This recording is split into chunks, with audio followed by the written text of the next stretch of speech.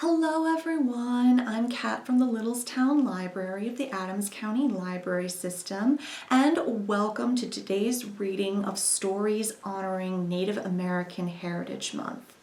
Today we are reading 3 short stories from Myths and Legends of the Sioux by Mrs. Marie L. McLaughlin. And our first story is called The Artichoke and the Muskrat. On the shore of a lake stood an artichoke with its green leaves waving in the sun. Very proud of itself it was, and well satisfied with the world. In the lake below lived a muskrat in his tepee, and in the evening, as the sun set, he would come out upon the shore and wander over the bank. One evening he came near the place where the artichoke stood. "Ho, friend," he said, "you seem rather proud of yourself. Who are you?" "I am the artichoke," answered the other, "and I have many handsome cousins. But who are you?" "I am the muskrat, and I too belong to a large family. I live in the water. I don't stand all day in one place like a stone." "If I stand in one place all day," retorted the artichoke, "at least I don't swim around in stagnant water and build my lodge in the mud."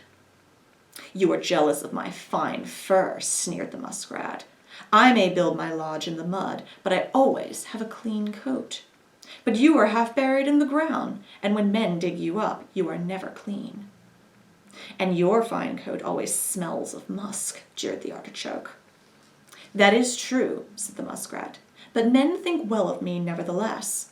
They trap me for the fine sinew in my tail, and handsome young women bite off my tail with their white teeth and make it into thread." "That's nothing," laughed the artichoke. "Handsome young warriors, painted and splendid with feathers, dig me up, brush me off with their shapely hands, and eat me without even taking the trouble to wash me off." And our second story is called Legend of Standing Rock. A Dakota had married an Arikara woman, and by her had one child. By and by, he took another wife. The first wife was jealous and pouted. When time came for the village to break camp, she refused to move from her place on the tent floor.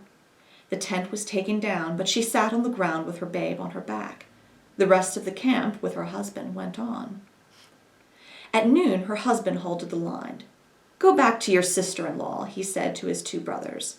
"Tell her to come on, and we will await you here. But hasten, for I fear she may grow desperate and kill herself." The 2 rode off and arrived at their former camping place in the evening. The woman still sat on the ground. The elder spoke. "Sister-in-law, get up. We have come for you. The camp awaits you." She did not answer, and he put out his hand and touched her head. She had turned to stone. The 2 brothers lashed their ponies and came back to camp. They told their story, but were not believed. "The woman has killed herself, and my brothers will not tell me," said the husband. However, the whole village broke camp and came back to the place where they had left the woman. Sure enough, she sat there still, a block of stone. The Indians were greatly excited. They chose out a handsome pony, made a new traverse, and placed the stone in the carrying net. Pony and traverse were both beautifully painted and decorated with streamers and colors. The stone was thought wakan, holy, and was given a place of honor in the center of the camp.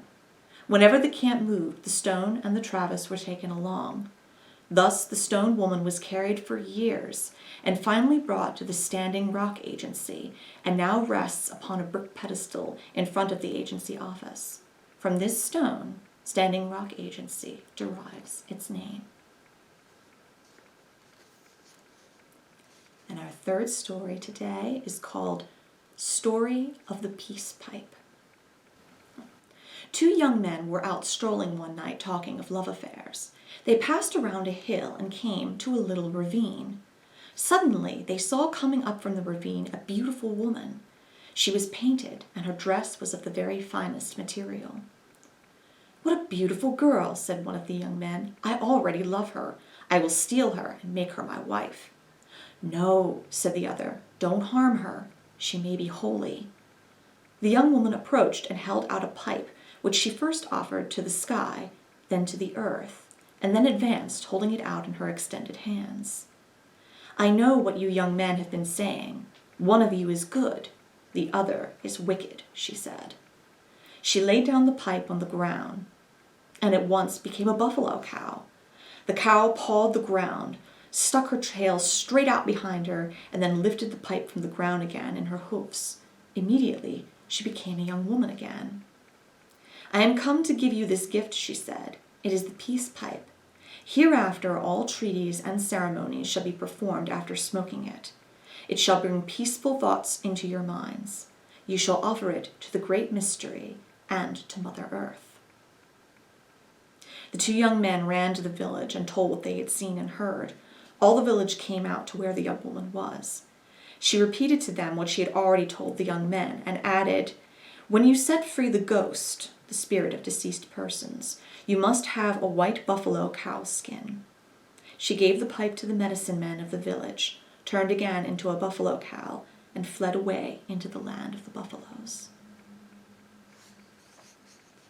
Thank you for joining us today, and we will see you next time.